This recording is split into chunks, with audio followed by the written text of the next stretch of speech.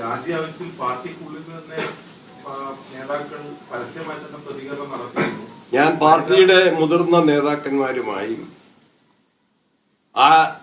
ശക്തമായ സമയമെടുത്ത് ആവശ്യമായ സമയമെടുത്ത് സമചിത്തതയോടെ നേരത്തെ പറഞ്ഞു. ഞാനും പ്രതിപക്ഷ നേതാവും ആശയവിനിമയം നടത്തി. നേരത്തെ പറഞ്ഞ ഒരു മാനദണ്ഡത്തിന്റെ അടിസ്ഥാനത്തിൽ കേരളത്തിലെ കോൺഗ്രസിന്റെ മുതിർന്ന നേതാക്കന്മാർ അവരെല്ലാവരുമായിട്ട് ആലോചിച്ചെടുത്ത യുനാനിമസ് ഡിസിഷനാണ് ഞാനിവിടെ അറിയിച്ചത്. ഉപതെരഞ്ഞെടുപ്പിന് പീരുമേടുണ്ടല്ലോ. ഉപതെരഞ്ഞെടുപ്പാണെങ്കിൽ പീരുമേടുണ്ടല്ലോ. ഉപതെരഞ്ഞെടുപ്പാണെങ്കിൽ പീരുമേടുണ്ട്. ഞാൻ പറഞ്ഞത് എന്താണ്? പാലക്കാട്ടെ സാഹചര്യം ഒരു കേസും രജിസ്റ്റർ ചെയ്തിട്ടില്ല, ഒരു പരാതിയും വന്നിട്ടില്ല. കേരളത്തിൽ അങ്ങനെ ഒരു കീഴ്വഴക്കമില്ല. ഞങ്ങളെ ഉപദേശിക്കുന്ന ആളുകൾ എന്തിനു വേണ്ടിയാണ് ആഗ്രഹിക്കുന്നതെന്ന് ഞങ്ങൾക്കറിയാം.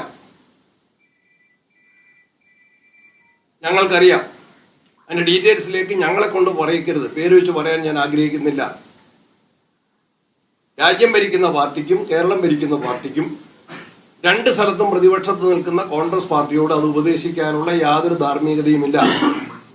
മാധ്യമങ്ങൾക്കും ജനങ്ങൾക്കും അത് നന്നായിട്ട് അറിയാം.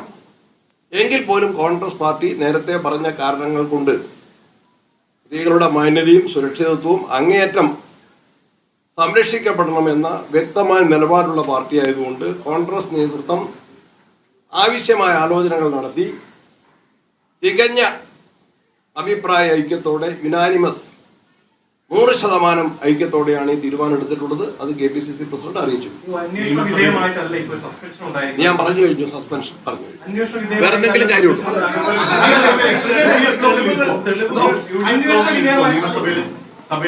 എന്റെ നടപടി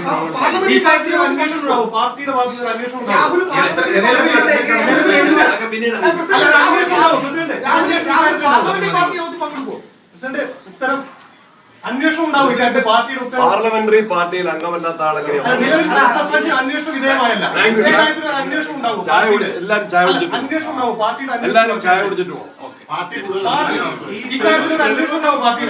ആവശ്യമായ കാര്യങ്ങൾ ആവശ്യമായ സമയത്ത് ആ കാര്യങ്ങളൊന്നും മാധ്യമങ്ങളോട് പറയാൻ. താങ്കളുടെ പാർട്ടിയിൽ ഒരു മുതിർന്ന MLA-ക്കെതിരെ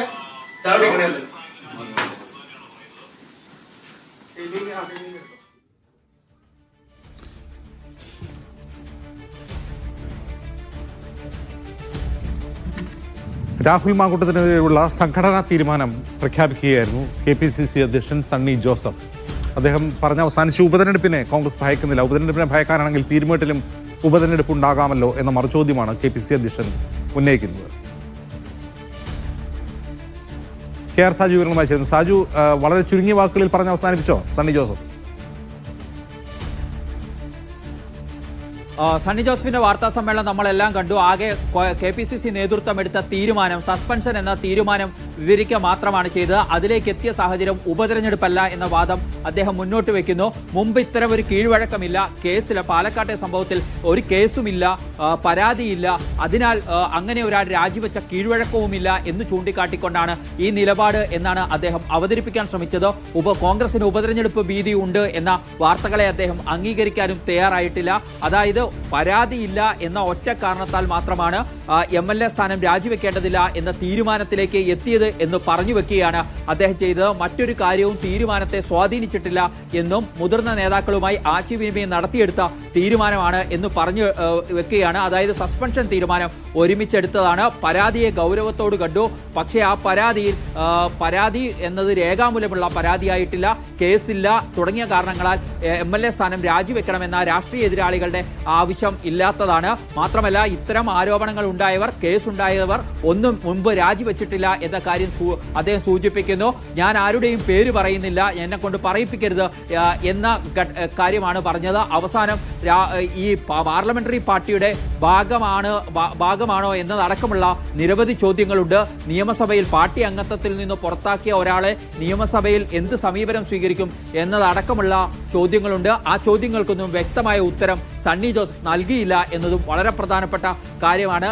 തീരുമാനം അറിയിക്കുക മാത്രമാണ് ചെയ്തത്. അതിൽ നിന്നും ഒരു കാര്യം വ്യക്തമാണ്, അന്വേഷണ വിധേയമായാണോ സസ്പെൻഡ് ചെയ്ത എന്ന ചോദ്യത്തിനും പാർട്ടിയിൽ നിന്നും സസ്പെൻഡ് ചെയ്തു എന്ന് മാത്രമാണ് മറുപടി. അതായത് ഇനി ഒരു തരത്തിലുള്ള അന്വേഷണം ഉണ്ടാവില്ല എന്ന് നമ്മൾ നേരത്തെ റിപ്പോർട്ട് ചെയ്തു. അത് തന്നെയാണ് പാർട്ടിയുടെ തീരുമാനം. അത് പറയാതെ പറഞ്ഞു വെക്കുക കൂടി സണ്ണി ജോസഫ് ഇപ്പോൾ ചെയ്തിരിക്കുന്നു. സസ്പെൻഷൻ ആണ് രാഹുൽ മാങ്കൂട്ടത്തിന് പാർട്ടി നൽകുന്ന ശിക്ഷ. അതായത് പാർട്ടിയുടെ എല്ലാ പരിപാടികളിൽ നിന്നും ഒക്കെ ഒഴിവാക്കിക്കൊണ്ട് പാർട്ടിയുടെ പ്രാഥമിക അംഗത്വത്തിൽ നിന്നും സസ്പെൻഡ് ചെയ്തിരിക്കുന്നു. അതിനൊരു കാലപരിധിയും വെച്ചിട്ടില്ല. കാരണം കാലപരിധി ഉണ്ടായിരുന്നെങ്കിൽ ഇത്ര കാലത്തേക്ക് സസ്പെൻഡ് ചെയ്യുന്നു, 3 വർഷത്തേക്ക് സസ്പെൻഡ് ചെയ്യുന്നു, 6 മാസത്തേക്ക് സസ്പെൻഡ് ചെയ്യുന്നു എന്നിങ്ങനെ വളരെ കൃത്യമായി വിശദീകരിക്കപ്പെടാറുണ്ടായിരുന്നു. അങ്ങനെ ഒരു കാലപരിധിയും വെച്ചിട്ടില്ല.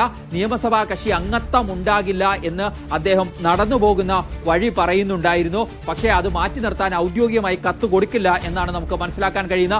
അങ്ങനെ കത്ത് കൊടുത്താൽ അതിന് നിയമപരമായ ചില പ്രാബല്യത്തിലേക്ക് കടക്കേണ്ടിയും സ്പീക്കർക്ക് അടുത്ത നടപടികളിലേക്ക് പോകേണ്ടിയും വരും. നമുക്ക് ലഭ്യമാകുന്ന നേതാക്കളിൽ നിന്നുള്ള ആശയവിനിമയത്തിൽ ലഭിച്ചിരിക്കുന്ന വിവരം, അടുത്ത നിയമസഭാ സമ്മേളനത്തിൽ അവധിയെടുക്കാനുള്ള നിർദ്ദേശം രാഹുൽ മാങ്കൂട്ടത്തിന് നേതൃത്വം നൽകും എന്നുള്ളതാണ്.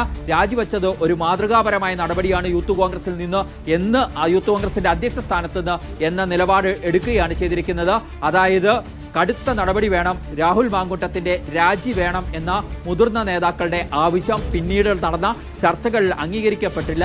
അതിനാൽ സസ്പെൻഷൻ എന്ന നിലപാടെടുത്തുകൊണ്ട് മുഖം രക്ഷിച്ചിരിക്കുന്നു കോൺഗ്രസ് എന്ന് പറയേണ്ടിയിരിക്കുന്നു. കടുത്ത നടപടികളിലേക്ക് പോയി മാതൃകാപരമായ രാഷ്ട്രീയ ധാർമ്മികത കേരളത്തിന് പരിചയപ്പെടുത്തണമെന്ന വി.ഡി. സതീശൻ അടക്കമുള്ളവരുടെ നിലപാട് പാർട്ടിക്കുള്ളിൽ അംഗീകരിക്കപ്പെട്ടിട്ടില്ല എന്ന് വ്യക്തമായിരിക്കുന്നു. പാർട്ടി ഒരു സസ്പെൻഷൻ നടപടി എടുത്തുകൊണ്ട് രാഹുൽ മാങ്കൂട്ടത്തിനെതിരായ നടപടി ഒരു സസ്പെൻഷനിൽ ഒതുക്കിക്കൊണ്ട് പാർട്ടിയുടെ മുഖം രക്ഷിച്ചെടുക്കാനുള്ള ശ്രമമാണ് ഇപ്പോൾ നടത്തിയിരിക്കുന്നത് എന്നുകൂടി വ്യക്തമായിരിക്കുന്നു. കാര്യങ്ങൾ കൂടുതൽ വിശദീകരിക്കുകയും മാധ്യമ പ്രവർത്തകരുടെ ചോദ്യത്തിന് വ്യക്തമായ മറുപടി നൽകുകയും ചെയ്യണമായിരുന്ന KPCC അധ്യക്ഷൻ സണ്ണി ജോസഫ് അത്തരം ചോദ്യങ്ങൾക്കൊന്നും അവസരം നൽകാതെ തങ്ങൾ രാജിവെച്ചത് യൂത്ത് കോൺഗ്രസ് അധ്യക്ഷ സ്ഥാനത്തു നിന്നുള്ള രാജി തന്നെ മാതൃകാപരമാണ്, കേസുണ്ടായിട്ട് രാജിവെക്കാത്തവരില്ലേ തുടങ്ങിയ ന്യായങ്ങൾ ചമച്ചുകൊണ്ട് മാധ്യമങ്ങളുടെ ചോദ്യത്തിന് ഉത്തരം പറയാതെ മടങ്ങിപ്പോകുന്ന KPCC അധ്യക്ഷനെയാണ് നമ്മൾ കണ്ടത്. വാർത്താ സമ്മേളനത്തിൽ അദ്ദേഹം നടപടിയെടുത്തു, അതെന്തുകൊണ്ടാ നടപടി എന്ന് മാത്രം വിശദീകരിക്കുകയാണ് ചെയ്തത്. അജിൻ, ശരി സാജു, ഇനിയിപ്പോൾ വി.ഡി. സതീശൻ എന്തെങ്കിലും പറയുമോ എന്നുള്ളതാണ്. കാരണം വി.ഡി. സതീശന്റെ ഒരു സ്റ്റാൻഡ് പാർട്ടിക്കകത്ത് തന്നെ തള്ളപ്പെട്ടിരിക്കുകയാണ്. അദ്ദേഹം ഡിഫൻസിലാണ് ഇപ്പോൾ എന്ന് പറയാൻ പറ്റില്ലേ? യഥാർത്ഥത്തിൽ വി.ഡി. സതീശൻ എടുത്ത സ്റ്റാൻഡ് അദ്ദേഹം എടുത്തത് ഏറ്റവും കടുത്ത നിലപാട് വേണമെന്ന സ്റ്റാൻഡായിരുന്നു. ആ സ്റ്റാൻഡിലേക്ക് പാർട്ടി എത്തിക്കാൻ വി.ഡി. സതീശന് കഴിഞ്ഞിട്ടില്ല.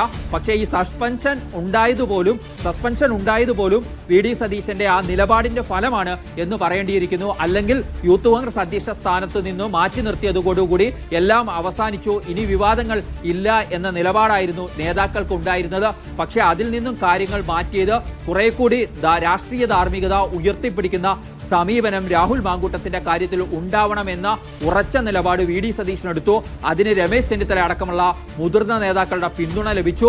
അതുകൊണ്ടാണ് ഇപ്പോൾ സസ്പെൻഷൻ എന്ന പാർട്ടിയിൽ നിന്നും പുറത്താക്കുക എന്ന പാർട്ടിയുടെ പ്രാഥമിക അംഗത്വത്തിൽ നിന്നും സസ്പെൻഡ് ചെയ്യുക എന്ന ഒരു നടപടിക്രമം കൂടി ഉണ്ടായത് എന്നാണ് നമ്മൾ മനസ്സിലാക്കേണ്ടത്. പക്ഷേ രാഹുൽ മാങ്കൂട്ടത്തിനെതിരെ ഇനി കൂടുതൽ രേഖകളോ വെളിപ്പെടുത്തലുകളോ ഒക്കെ ഉണ്ടായാൽ ഇതിൽ നിന്നും പാർട്ടിക്ക് മുന്നോട്ട് പോകേണ്ടി വരും എന്ന കാര്യം കെ മുരളീധരനെ പോലെയുള്ള നേതാക്കൾ പരസ്യമായി പറഞ്ഞു വെച്ചിട്ടുമുണ്ട് എന്നതുകൂടി നമ്മൾ ഓർക്കുക. അതുകൊണ്ട് തന്നെ രാഹുൽ മാങ്കൂട്ടത്തെ സംബന്ധിച്ചിടത്തോളം MLA സ്ഥാനം രാജിവെക്കുന്നതിലേക്ക് പോകേണ്ടി വന്നില്ല എന്നത് അദ്ദേഹത്തിന് ഒരു വലിയ ആശ്വാസമാണ് എന്നാണ് ഈ ഘട്ടത്തിൽ വിലയിരുത്താൻ നമുക്ക് കഴിയുക. കോൺഗ്രസ് പാർട്ടി കോൺഗ്രസിന്റെ മുഖം കൂടി രക്ഷിച്ചെടുത്തിരിക്കുന്നു എന്നുകൂടി നമുക്ക് വിലയിരുത്താൻ കഴിയും. അജിൻ.